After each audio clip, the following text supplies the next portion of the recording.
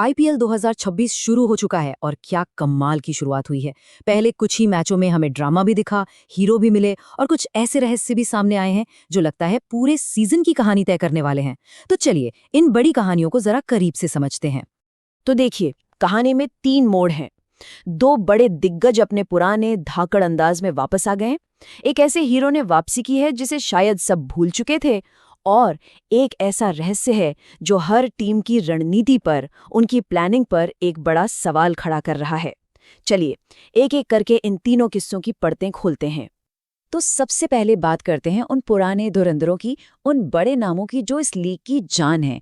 इस सीजन के शुरुआत में ही इन पुराने चावलों ने साबित कर दिया है कि भाई उनमें अभी भी बहुत दम बाकी है। यकीन करना मुश्किल है ना? साल था 2012 जब मुंबई इंडियंस ने आखिरी बार अपना पहला आईपीएल मैच जीता था।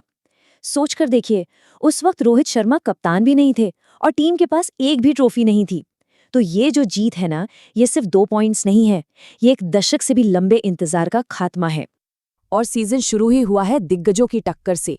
पहले दिन विराट कोहली की टीम ने 200 से ज्यादा का टारगेट चेस किया, तो दूसरे ही दिन रोहित शर्मा की पलटन ने भी बिल्कुल उसी अंदाज में जवाब दे दिया।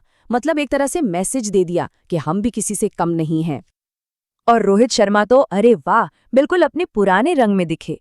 सिर्फ 38 गेंदें और 78 रन, वो भी 205 की स्ट्राइक रेट से। 6 चौके 6 छक्के, ये वही हिटमैन थे जिन्हें देखने के लिए सब तरस रहे थे।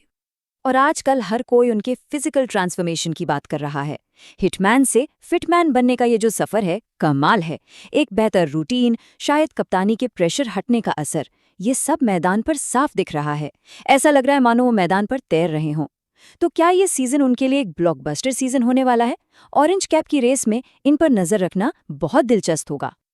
लेकिन रुकिए, मुंबई की जीत की कहानी सिर्फ रोहित शर्मा पर खत्म नहीं होती। उसी मैच में एक लोकल हीरो, जिसे पालघर एक्सप्रेस भी कहते हैं, उसने भी स्टेज पर अपनी धमाकेदार एंट्री मारी। अब जरा शार्दुल ठाकुर की कहानी सुनिए। मतलब किसी फिल्म की स्क्रिप्ट लगती है। ऑक्शन में किसी भी टीम ने उनमें दिलचस्पी नहीं दिखाई, वो अनसोल्ड रहे।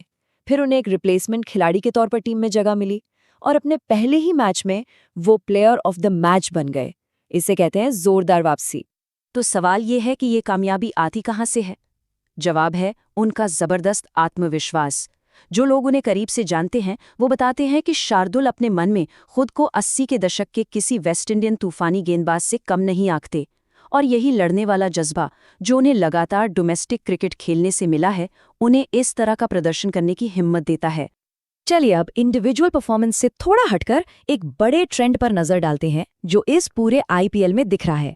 ऐसा लग रहा है कि गेंदबाजों का जो सबसे बड़ा हथियार हुआ करता था, यानी मिस्ट्री स्पिन, उसकी धार अब कुंद पड़ रही है। शुरुआती मैचों को देखकर एक बहुत बड़ा सवाल उठ रहा है। क्या बल्लेबाजों ने आखिरकार इन मिस्ट्री स्पिनरों की पहेली को सुलझा लिया है? क्या उनका तोड़ निकाल लिया है? जरा इन आंकड़ों पर गौर कीजिए। वरुण चक्रवर्ती, सुनील नारायण और नए नवेले अल्लाह गजनफर, इन सभी मिस्ट्री स्पिनरों की जमकर पिटाई हुई है। ऐसा लग रहा है कि बल्लेबाजों ने कोड को क्रैक कर लिया है, खासकर उन गेंदबाजों का जो गेंद को ज्यादा टर्न नहीं कराते, बस अपनी उंगलियों के जादू पर निर्भर रहते हैं। और अगर मुश्किलों की बात हो ही रही है तो चलिए चेन्नई सुपर किंग्स की तरफ चलते हैं, जहां परेशानियां कम होने का नाम ही नहीं ले रही। उनकी मुश्किलें बढ़ती ही जा रही हैं। चेन्नई के लिए एक नहीं, कई मुसीबतें हैं। एक तो एमएस धोनी 2 हफ्ते के लिए बाहर हैं, ऊपर से उनके स्टार विदेशी खिलाड़ी ब्रेविस भी फिट नहीं हैं। इसका सीधा मतलब ये है कि टीम को अब अपनी अनकैप्ड आर्मी पर निर्भर रहना होगा, यानी उन युवा खिलाड़ियों पर जिन्हें इंटरनेशनल क्रिकेट का अनुभव नहीं है। और एक और सिरदर्द ये है कि ओपनर मैथ्यू शॉट को टीम में कहाँ खिलाया जाए। तो कार्तिक और प्रशांत वीर जैसे जो नए लड़के हैं, उनके लिए ये सीजन एक अग्नि परीक्षा की तरह शुरू हो रहा है। उन्हें सीधा गहरे पानी में फेंक दिया गया है। ये उनके लिए सच में आग पर चलने जैसा होगा। और यही सिचुएशन उनके अगले मैच को बहुत ही दिलचस्प बना देती है। ये मुकाबला है तजुर्बे और युवा जोश के बीच। देखिए, एक तरफ है चेन्नई की टीम जो चोटों से परेशान है और अपने युवा खिलाड़ियों पर दांव लगा रही है, और दूसरी तरफ है एक सेटल्ड, संतुलित राजस्थान रॉयल्स की टीम जो आईपीएल के मंजे हुए अनुभवी खिलाड़ियों से भरी हुई है। कागज पर तो राजस्थान रॉयल्स साफ तौर पर 60-40 से फेवरेट लग रही है। तो इस सीजन की स्क्रिप्ट कौन लिखेगा? क्या ये कहानी दिग्गजों के नाम होगी या फिर इस बार कुछ नए अनजाने हीरो अपनी किस्मत खुद लिखेंगे? मंच तैयार है और कहानी तो अभी शुरू हुई है।